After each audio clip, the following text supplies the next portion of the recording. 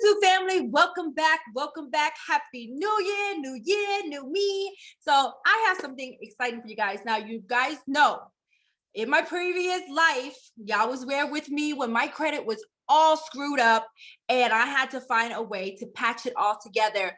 And I have some secret tips with you guys. And guys, I want to introduce you to somebody who is a credit guru, a credit hero, whatever you need to know to bring your credit up, what you need to pay, don't need to pay, how to save money, how to get your dream house, whether it's your dream car, the ins and out of all the credit world. I'm going to introduce to you. Ta-da!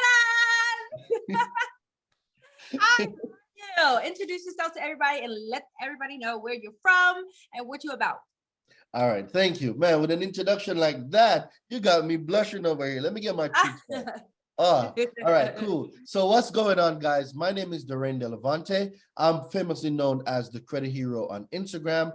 And what I do is I teach people how to repair, rebuild, restore their own credit using consumer law. So I don't study the regular stuff that everybody else in credit does. I specialize in consumer law. So using consumer law, I am literally able to teach anyone how to delete any single account from their credit. It doesn't matter if it's a positive account or a negative account. I can show you the laws that are put in place that you can use to get those items deleted.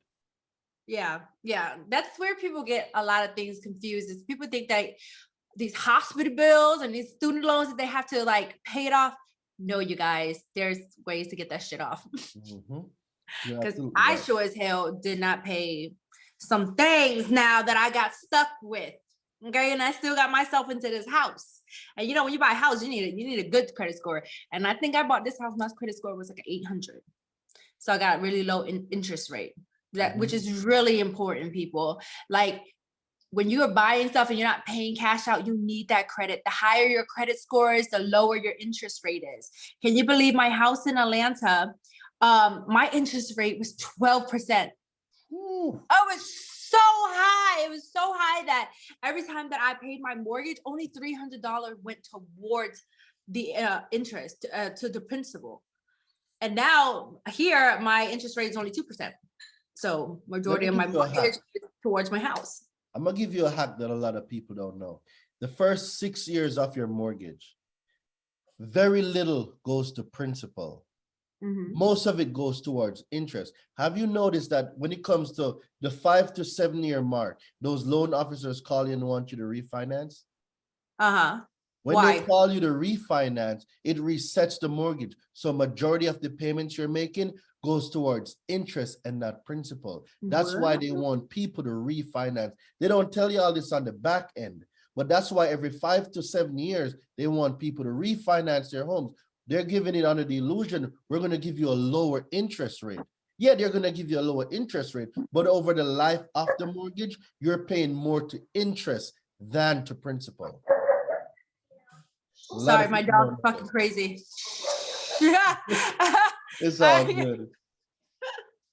All right. So, well, what else? So what do you open up saying, what was the word? Credit law for what is it? Consumer law. Consumer law. What is consumer law? So consumer laws are federal laws that are put in place to protect consumers. And using consumer laws now to protect us, you're able to control what gets reported on the credit report. So let me give you an example. A lot of people think that late payments exist, right? Right. And like, what if I can prove 4 things before we get off of this call right now? I can prove 4 things to you. I'm going to prove more, but there's 4 key things I'm going to prove to you. And if I don't, I need you to let me know so I can send you some money. So I want to prove to you that a late payment don't exist. Before we finish this conversation, I'll show you why a late payment doesn't exist. I'm going to show you also that you control what gets reported on the consumer report. And you know, when they say you max out your credit cards and there's utilizations, on your consumer report, I'm going to show you also why a utilization don't exist. Okay. And the 4th thing I'm going to show you is how combined, not where people don't know consumer law, I'm going to show you guys how they are losing 357.5 points on their credit because they don't know consumer law. So I'm going to prove 4 things to you. Okay. So I like to be a man of my word and a man of action, so I can show y'all better than I can tell y'all. Okay, sounds good. Let's see. You have a PowerPoint for us? All right. So not even the PowerPoint. What I'm gonna do is we're gonna go straight to the law. See, with a PowerPoint, anybody can make a PowerPoint, but you see, when we go to their government websites, it gives us exactly the information that we need. So right now we're going to 15 USC 1681, which is called the Fair Credit Reporting Act. So the Fair Credit Reporting Act is the laws that govern items that get reported to your credit. And it also governs the consumer reporting agencies, right? A lot of people call them credit bureaus. Well, I'm here to let them know that credit bureaus don't exist. So I'm going to show you guys also that there's no such thing as a credit bureau. And the reason why I want to make these points clear, so late payments don't exist, utilizations don't exist. There's a difference between your FICO, the FICO algorithm, and your consumer report, and that credit bureaus don't exist. So those are the 4 points I'm going to prove to you. So I'm going to modify it because those are important stuff that people need to know going into the new year. Once you know this stuff, you will comprehend that you don't have to pay debt collections, that medical collections under $500 shouldn't be on your credit report, and many more things. But let's start with the Fair Credit Reporting Act. And I want us to go to 15 USC. So everybody that is hearing the sound of my voice right now, follow me, because I want to let you know that this is stuff you can look up for yourself. So we're going to go to 15 USC 1681A under definition, rules, and construct. Mimi, let me know if you're seeing the screen. You should be Yeah, I seeing can see everything. Okay, perfect. So you see all the sources where the information is coming from, and Doreen is making anything up. So when we go down to 15 USC 1681, and then we go to number 2, the exclusions. Mimi, if someone was to say exclusion or excluded, what would that mean? If someone says you're excluded, what does that mean? You're not in it. You're not in it, right? Yeah. Not a part of it. So this is what the law is saying. Exclusions, except as provided in paragraph 3, the term consumer report does not include. Now, if Congress is telling you that your consumer report does not include what I'm about to read, doesn't that mean it's not supposed to be a part of it? Right. All right. So when we go down to A1, right, Congress says this: report containing information solely as to transactions or experiences between the consumer and the person making the report.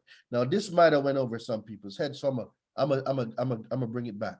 Exclusions, except as provided in paragraph 3, the term consumer report does not include report containing information solely as to transactions or experiences between the consumer and the person making the report. Now, some of you might be saying, Doreen, what does this mean? Let's comprehend now the definition of what the consumer report means, because once we know what the definitions are, now we know how to govern ourselves. So when we go to consumer report, this is what the definition of your consumer report means. In general, the term consumer report means any written, oral, or other communication of any information by a consumer reporting agency. This word right here, consumer reporting agency. You notice they didn't say credit bureaus? Ah. So this is where now we need to comprehend the name that Congress gives them. They are not credit bureaus. They are consumer reporting agencies. When we address them the way that they are named, they have to respond. So I'm not sure if you've ever done a dispute by yourself and you send a letter, or anyone in your audience sends a letter and they never got a response because they're directing them to credit bureaus. There's no such thing as a credit bureau. We need to direct those correspondences, those letters, to consumer reporting agencies. Okay.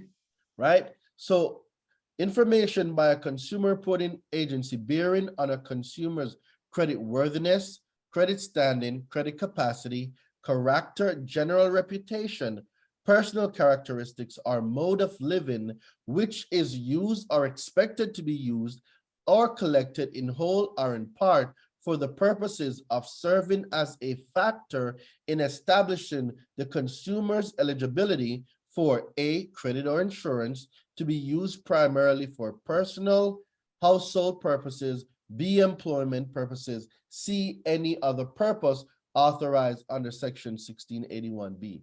Now, let me ask you a question, Mimi. You're an extremely smart woman. Did anywhere in the definition of your consumer report, did it say FICO or Vantage? No. Okay, but people think that the fact, because you've heard of a FICO score, right? That's what the banks do. So when the banks was pulling your credit, they pulled your mortgage score, your FICO mortgage score.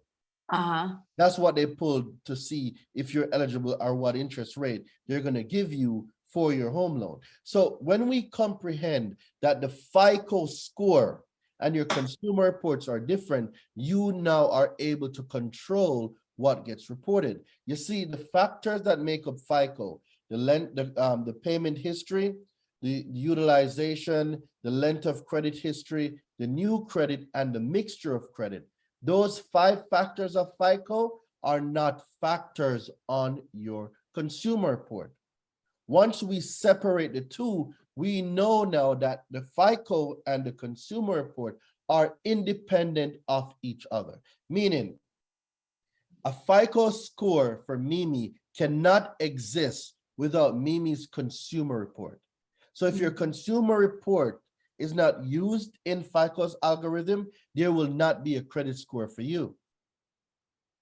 So when we know now what factors of FICO's are and what your consumer report is, well, right here under number 2, it says that except as provided in paragraph 3, the term consumer report does not include reports containing information solely as to transactions or experiences between the consumer. Well, who's the consumer?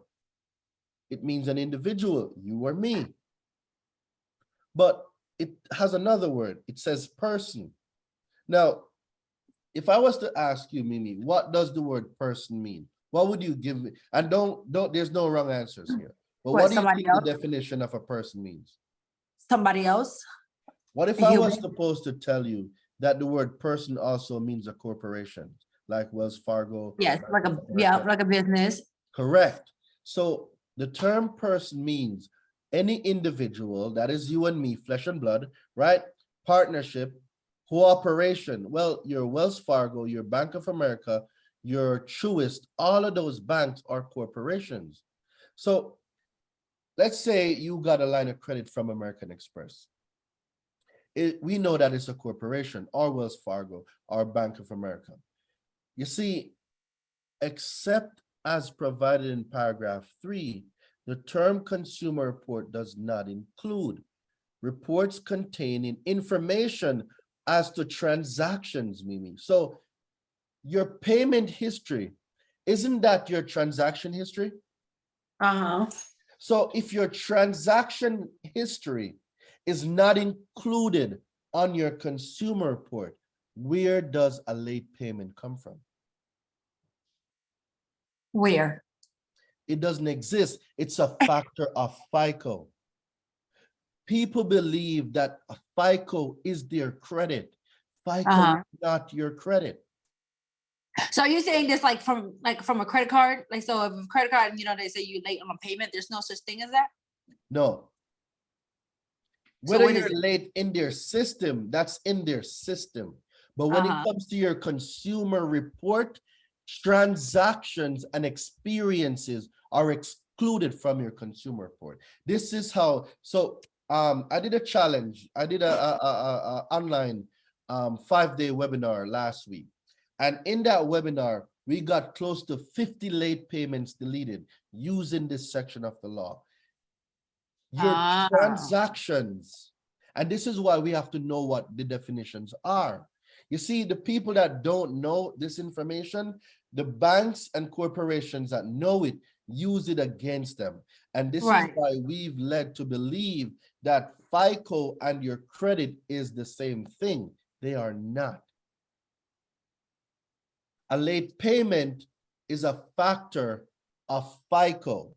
Right. Factors of FICO are not factors of your consumer report.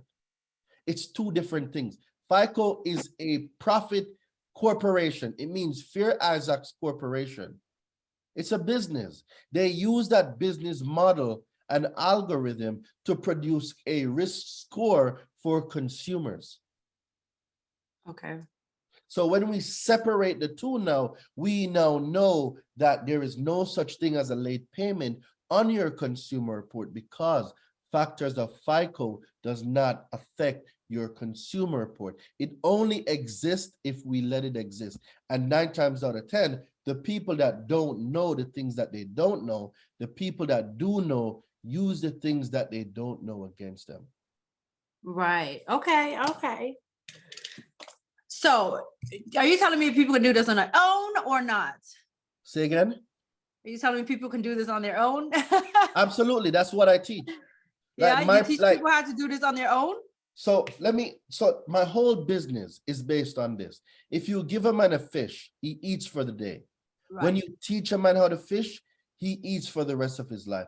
I believe in teaching people how to fish. So when you learn this stuff, I shouldn't see you again.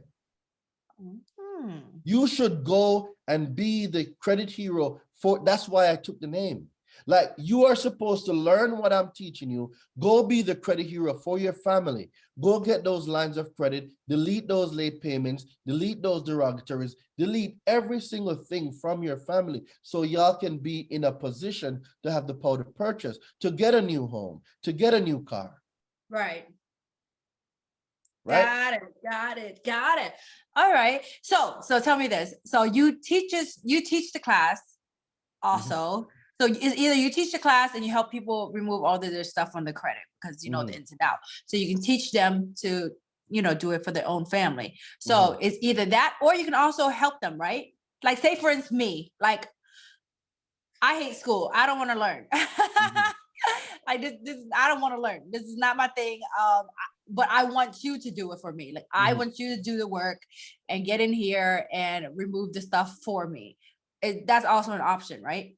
Well, in my current business model, no, but I am in the process. The company's not created yet. I am making a new company for that specific purpose. I've been asked so many times and it's like, all right, bro, just do it. So I'm in the process of creating that company. It's not, that company isn't yet created, but I'm getting the paperwork and stuff done, filing the LLC documentation and getting that done. Oh, okay. So today we are really focusing on, like, if you guys are trying to make extra income, people who this is school. So basically today we are learning about your class, sir, teacher. Yeah, they're learning about their own reports.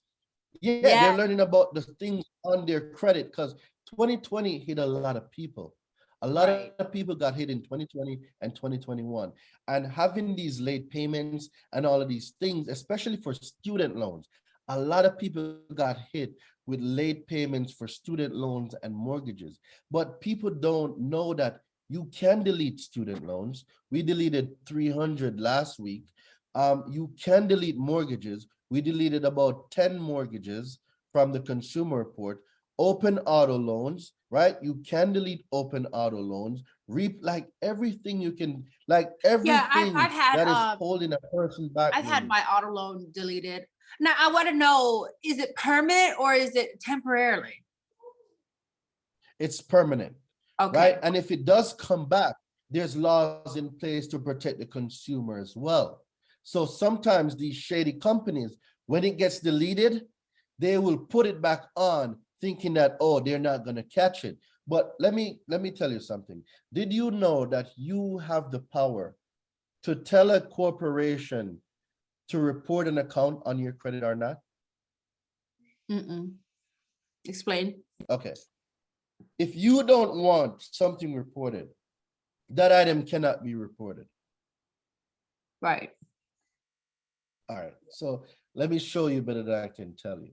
Yeah, because I'm like, what you mean? They can't look the way they be hitting me with bills that I didn't pay. What you mean they can't report what I tell them not to report? All right. So 15 USC 6802. But let me go to 6801 first. See, Mimi, we have been lied to. Everything we thought we knew about credit is wrong. Your information is supposed to be protected. It's not supposed to be shared. There's laws put in place for this. So let me break this down. So 15 USC 6801, protection of non-public personal information.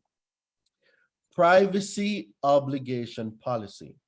It is the policy of the Congress that each financial institution has an affirmative and continuing obligation. So they have an obligation to the consumers, right? They have a continuing obligation to respect the privacy of its customers and to protect the security and confidentiality of those consumers or customers' non-public personal information. Now, Mimi, if the law says these corporations have an obligation to respect your privacy and to protect the security and confidentiality of your non-public personal information, do you really think that they can just report whatever they want to report? Oh, I didn't know that. I thought they can just report it. That is why we have been lied to. We were fed a lie that corporations can report anything to your credit. That is a lie. That is not true. What does confidentiality mean? If they say something is confidential, what does that mean? It's personal. It cannot be shared. Right. So if the law says there is a security and confidentiality and a respect for privacy, how can a corporation just report your information if they feel like it? That is a violation of the law. This section, this is how we get student loans deleted. This is how we get mortgage deleted. But let me give you another peek at the other part that we add when we're deleting student loans. See, remember 6801 says there needs to be a respect for your non-public personal information, right? So when we go to 6802, which is the next section over, guess what it says? Obligations with respect to disclosures of personal information. So this section now tells you, it's going to give you the disclosure. So you're supposed to get 3 disclosures before any of your information gets reported. And if you don't get these disclosures, your information cannot be reported. All right. So the first thing Congress says is this: except as otherwise provided in the subchapter, a financial institution may not directly or through any affiliate disclose to a non-affiliated third party any non-personal information unless such financial institution provides or has provided the consumer a notice that complies with section 6803. Now, a lot of people will look at this and say, Doreen, I don't know what that means. Okay. Have you ever heard of Truist Bank? What bank? Truist. Truist. Truist. Yes. I saw here. So Truist Bank owns SunTrust and Lightstream. Those are they are owned by what's the word I'm looking for? Affiliate ownership. Or I don't want to common ownership, right? There we go. So they are owned by common ownership. Truist, SunTrust, Lightstream. They're common ownership. Now, so they are affiliated by common interest. They own each other, or one company owns all of them. So they're free to share information amongst each other. Now, Experian, TransUnion, and Equifax, these are non-affiliated third parties, meaning that Truist or Lightstream or SunTrust, they don't own none of these banks. or they don't own Experian, TransUnion, and Equifax. So with that being said, now, before a company like Truist or Bank of America that has no common interest or ownership of Experian, TransUnion, and Equifax, before your information gets reported, Mimi, these are the things that they must give you. And I'm going to ask you about this when you bought your car. And I'm willing to bet right now that you did not get 2 of the 3 disclosures. So a consumer has the right to opt out. Did you know that a consumer can opt out of having their information reported? Really? Like, so say I finance the car and I don't want them to report it. How the hell am I gonna get the car? The reporting of a car does not stop you from getting the car. Okay. All right. So if my credit, match like is high enough for me to qualify to get the car, I can still get it, but they don't have to turn it into the credit bureau. I mean, the credit agency. Correct. So let me break that down some more. A financial institution may not disclose non-public personal information to a non-affiliated third party unless. What this means is you pull up to the car dealership, you bought a car, right? Yes. You're supposed to get 3 disclosures, 3. And the first disclosure they're supposed to give you is that, hey, we might report your information to the consumer reporting agency. So that's what A is saying. A says such financial institution clearly and conspicuously discloses to the consumer in writing or in electronic forum or other form permitted by the regulation prescribed under section 6804 that such information may be disclosed to such third party. What that simply means is the first disclosure is, hey, Mimi, we're going to report your information to the consumer reporting agencies. So we're letting you know, so acknowledge that you got this disclosure. That's one. The second one you're supposed to get is that the consumer is given the opportunity before the time that such information is initially disclosed to direct that such information not be disclosed to such third party. So the second disclosure you're supposed to get is that, all right, hey, Mimi, we're going to disclose your information to the consumer reporting agencies. But if you decide that you don't want this information reported, then you have that right as well. That's number 2. And then the third disclosure is that if you say, no, I don't want the information reported, C says the consumer is given an explanation of how the consumer can exercise that non-disclosure option. So if you decide that, no, you don't want the information reported, they need to tell you now what you need to do not to have the information reported. So going back to your car, you buying a car is you buying a car. The information being reported is optional, and it is only reported when you give the permission for it to happen. Well, we learn something new every day because I didn't know that was even a choice. There's a choice. But okay, so that means if your credit is good, like, say for instance, because a lot of times we do allow people to report it because we want to boost our credit score, right? So is the opt-out option only for is it only for people who don't want to report it? So the opt-out option is for you and what your credit goals are. Different people have different goals for their credit, right? So if you have items on your reported negatively, you don't want those on there. So now you have the right to opt out of it. You have the right to get those deleted. But let's say you're building, right? Everything is good, they're all positive. Then nothing's wrong with having them reported. But when it is not in your best interest, meaning that there's negative items on there that's lowering the credit score and that is causing you from achieving the home, the car, right?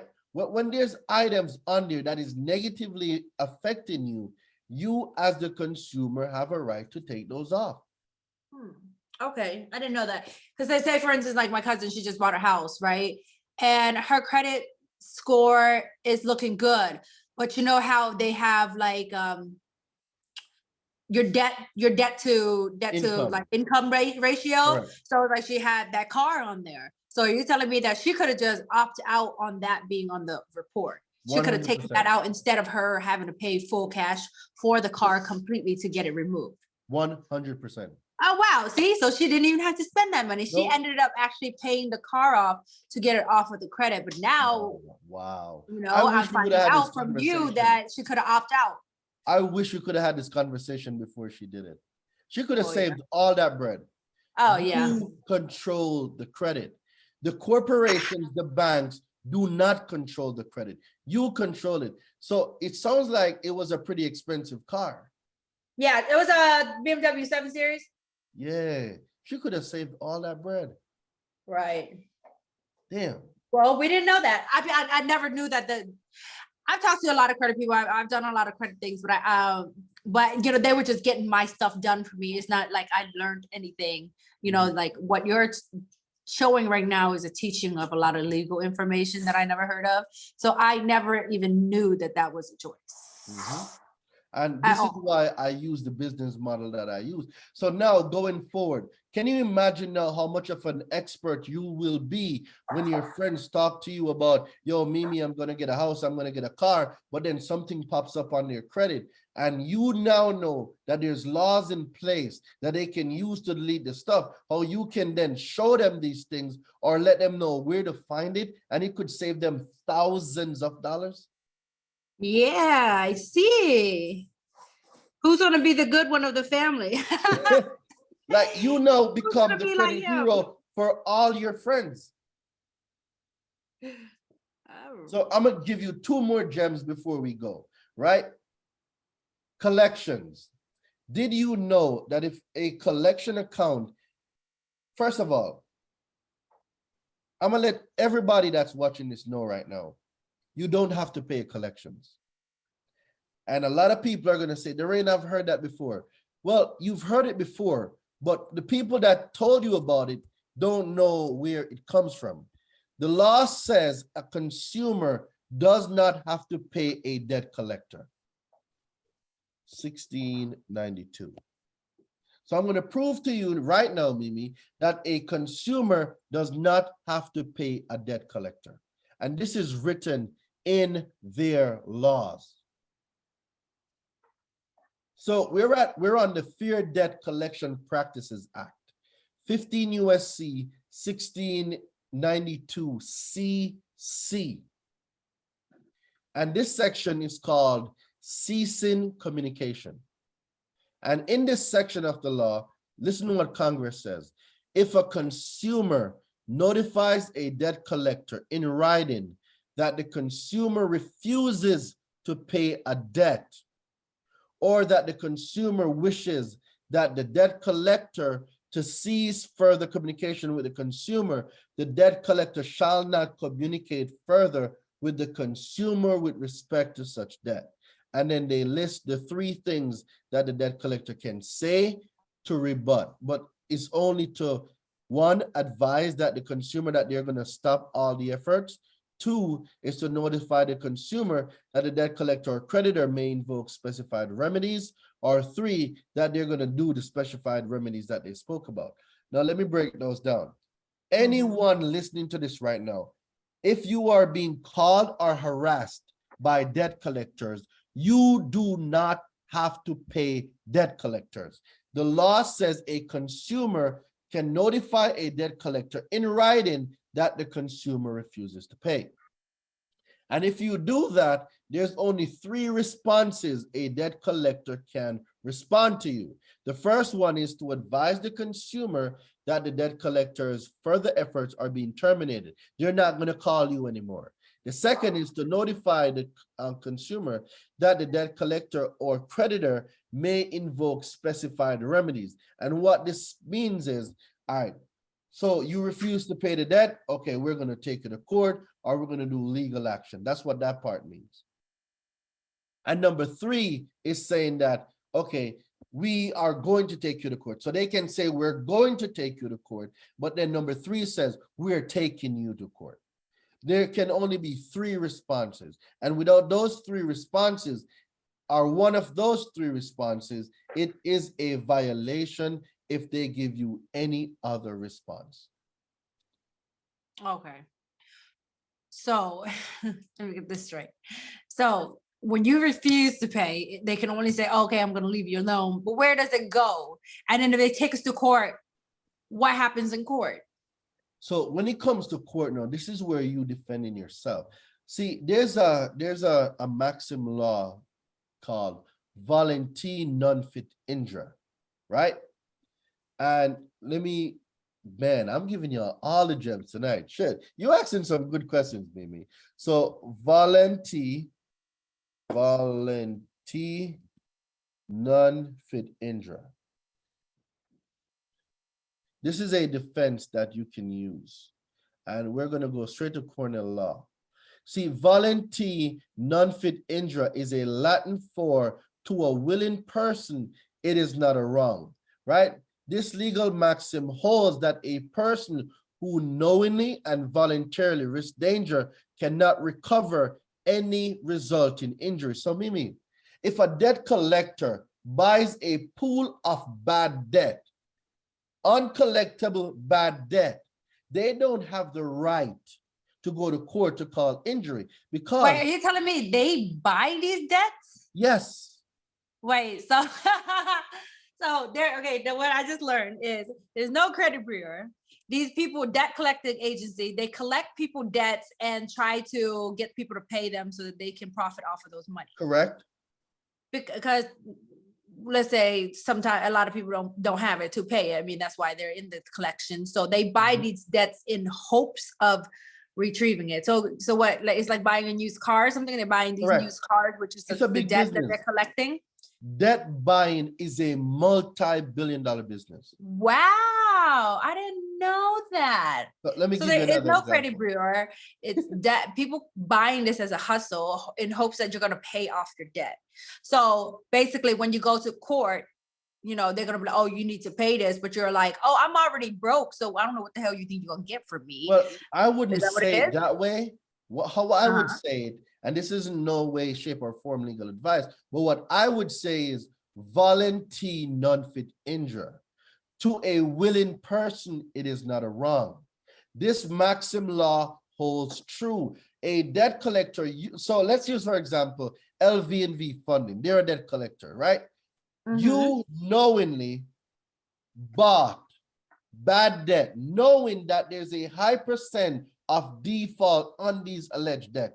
You cannot cry injury because you cannot collect. The maxim law holds true. So it's like saying, all right, I'm gonna run across the road, but I don't expect to get hit by a car. If I run across a highway and I get hit by a car, I cannot sue the person who hit me. The highway is the highway. You shouldn't be on there. What are you doing on the highway? So to a willing person, it is not a wrong. It's like boxing. In boxing, you know you're gonna get punched in the face, right? So if Floyd Mayweather does his thing with Ultra Instinct and he dodges all of your punches and then he hits you in the nose and breaks your nose, you cannot sue him. You signed up to be a boxer. And one of the rules are in boxing, you're gonna get hit. So to a willing person, it is not a wrong. You knew when you signed up to be a boxer, you were gonna get some punches. You were gonna get these hands. You as a debt buyer, debt collection agency, knowing that you are buying pools of bad debt, bad debts that were uncollectible. So because now they paid, so for every dollar of debt, Mimi, they're paying 10 cents to 20 cents. So they're buying, so let's say if it's a $1,000 debt, right? And they bought it, they probably paid $30 or maybe $50 for it. But then they're gonna call the consumer and want to collect that $1,000. Ah, got it. A So big that's why difference. they are so willing to negotiate when you talk to these Yes. collecting agencies. Say it's $1,000, but hey, I got $300, and they accept it because they only paid $30 for it. They're $30 to $50 Wow, on it. But that is a whole nother world of hustle.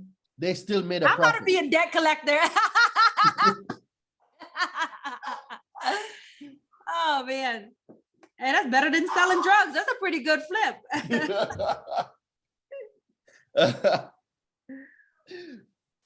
All right. And so I gave you the sauce. Oh, charge offs.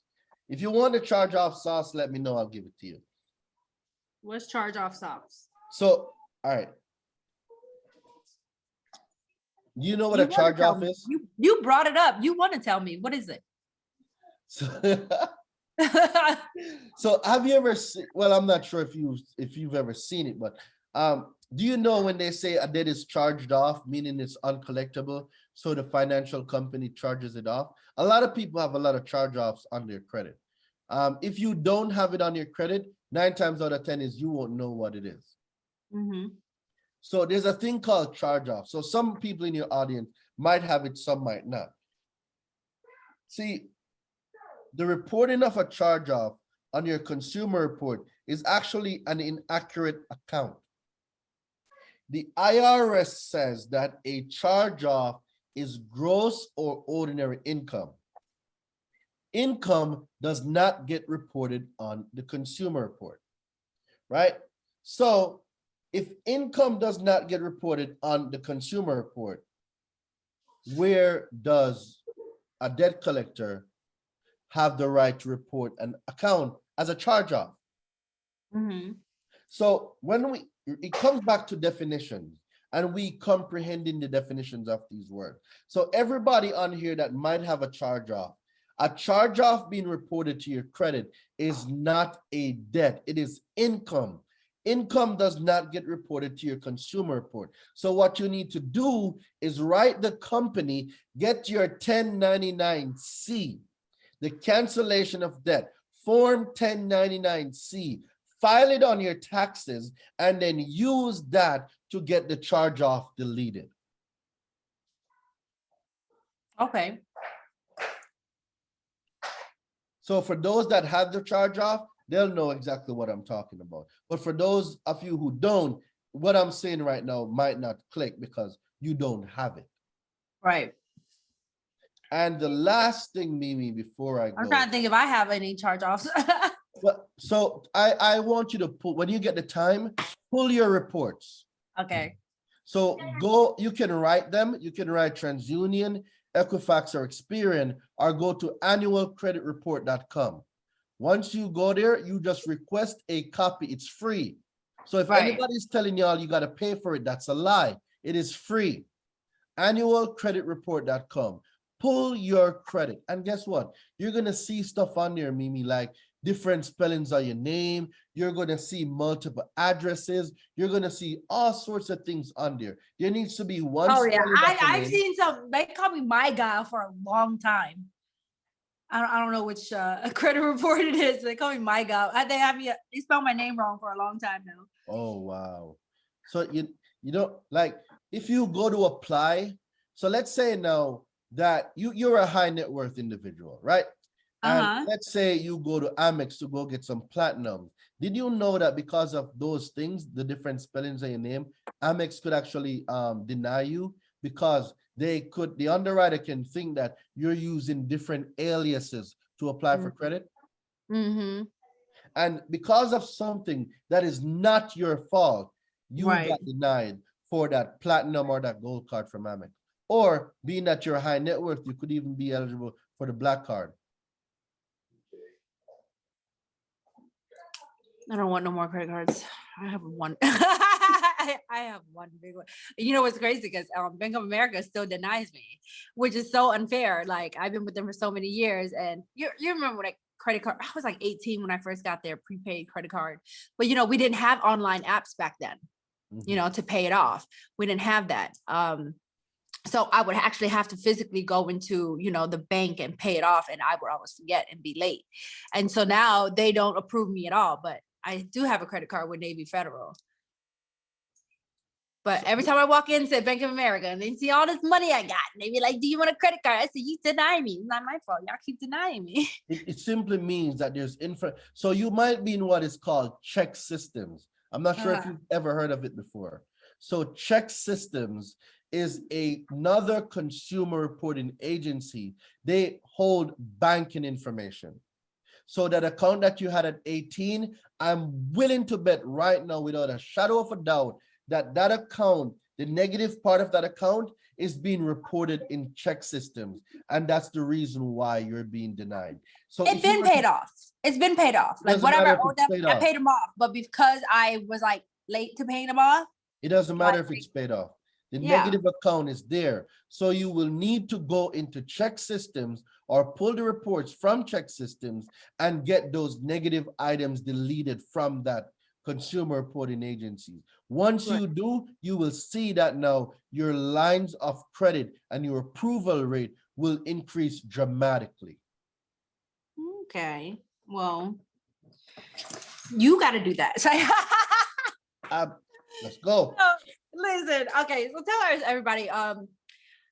So I know everybody who have sit in the class now have listened. What is it that you offer? Are you offering to teach people in debts? Are you offering to teach a class, or what is it that you're looking to show everyone today? So that's a very good question. What I'm going to do is two things, right? I'm going to create something specifically for your audience so that they can test run what I have before anybody decides to join the university. I have a course, a 30-day course for $1,500. And because of you, I will give it to your audience for $97. That's it. That's good. 97. Wait, that's like a 90% discount. I want them to fact check what I'm saying, and I want them to get results. For me, it's not about the money. I want people to get results so they can see that they have the power. Like they really have the power, Mimi. And I want people to know that, yo, if you really knew the power that you have, you will not take the bullshit from none of these corporations. So $97, nice. I'm gonna give them my access to my 30-day course. I'm gonna give them my 24-hour deletion guide. This is so, you remember we spoke about the variations of your name, your addresses and phone numbers and stuff like that. The 24-hour guide, you will be able to clean that up in 28 to 48 hours. That's a hell of a deal now. That is a very good deal. I mean, because I think I paid more for credit people to remove my stuff. So that is it's a really good deal.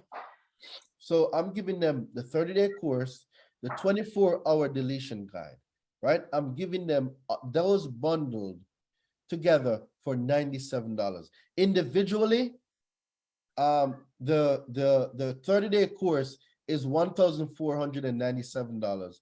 And the credit deletion guide is $247. So that's $1,600 or $1,700 worth of product I am giving to them for only $97. That's such a good deal. I mean, nobody can even take an online college course for that much. So all they have to do. Yeah, how can they get to you? So all they have to do is text the word Mimi. So once they text the word MIMI to 917-810-3329, right? 917-810-3329. So once they text the word Mimi to 917-810-3329, they will be able to get that package. So I'm going to call it the Mimi Special. The Mimi Special, $97. Do you have bad credit? Do you want to remove your credit? Do you want to have a better life for your baby? If so, text Mimi to 917-810-3329. That's a hell of a deal. That's definitely a hell of a deal. Even if you guys aren't interested in learning or getting hired, getting that stuff removed off that he was talking about, that's a hell of a deal. Yep. What about your social media platform? Yes, I'm going to give it to them right now. I'm going to give it to them right now. What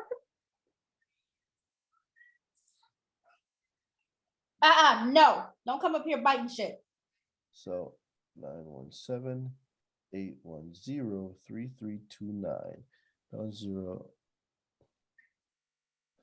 All right. So on Instagram, they can find me at the Credit Hero. So it's at VTHE_credit. Can you type it in this thing? Yeah, I hope they could see it. Yeah, that's a great idea. Yeah, I have it up. Type whatever. Oh, okay, perfect. So